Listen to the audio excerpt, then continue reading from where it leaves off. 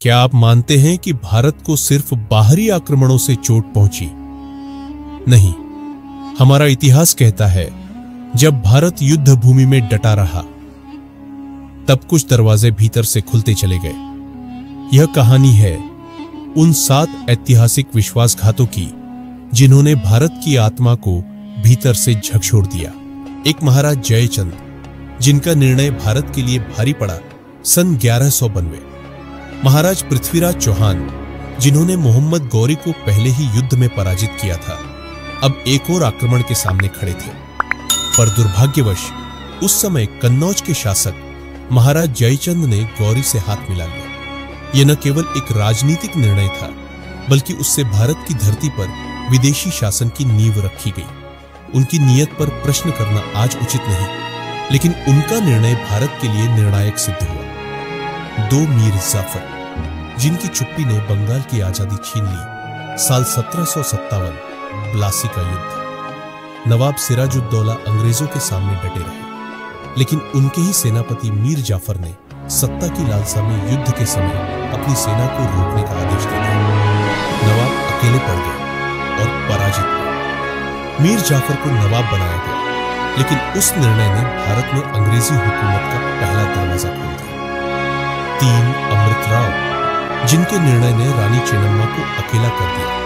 कित्तूर की महारानी चेन्नम्मा जी ने अंग्रेजों के खिलाफ अद्भुत संघर्ष किया। किला महीनों तक अंग्रेजों के सामने अडिग रहा, लेकिन दरबार के एक सदस्य अमृतराव ने एक गुप्त द्वार का भेद अंग्रेजों को सौंप दिया। रानी को बंदी बना लिया गया। यह उस युग का वह क्षण था जब अंग्रेज जीतते नहीं, बल्कि भीतर से जिता दिए गए। 4 राजा मानसिंह, जिनकी नीतिगत भूमिका इतिहास में बहस का विषय बनी। हल्दी घाटी 1576। महाराणा प्रताप युद्ध भूमि में वीरता से डटे रहे, लेकिन कई राजपूत शासकों ने अकबर के पक्ष में खड़े होकर महाराणा की स्थिति को और कठिन बना दिया। राजा मानसिंह, जो मुगल दरबार के प्रमुख सेनापति थे, उनका निर्णय आज भी इतिहास में एक बहस बना हुआ है। क्या वह राज्यहित था या विवशता? जो भी हो, उस दिन राजपूती एकता खंडित हो गई। 5 टीपू सुल्तान, जिन्हें अपनों की चुप्पी ने धोखा दिया। श्रीरंगपट्टन का वह युद्ध कोई साधारण युद्ध नहीं था।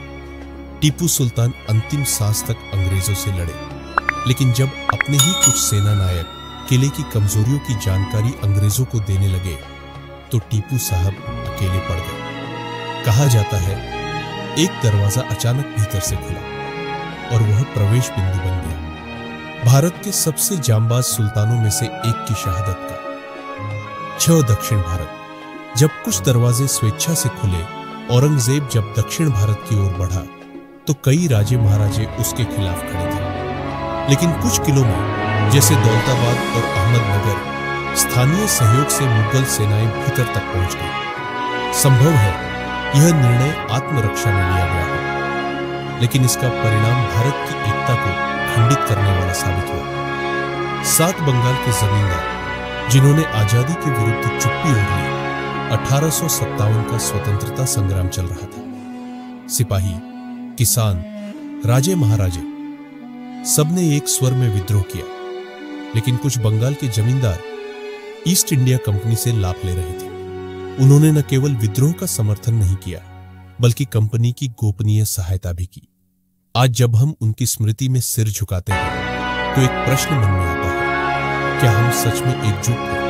भारत ने बाहर से कम, अंदर से अधिक चोटें सही है। हम दुश्मनों से नहीं हारे, हम अपनों की नीति, स्वार्थ और चुप्पी से हारते रहे। आज जब हम आजाद हैं, तो क्या अब भी हम इतिहास से कुछ सीखेंगे या वही गलती दोहराएंगे?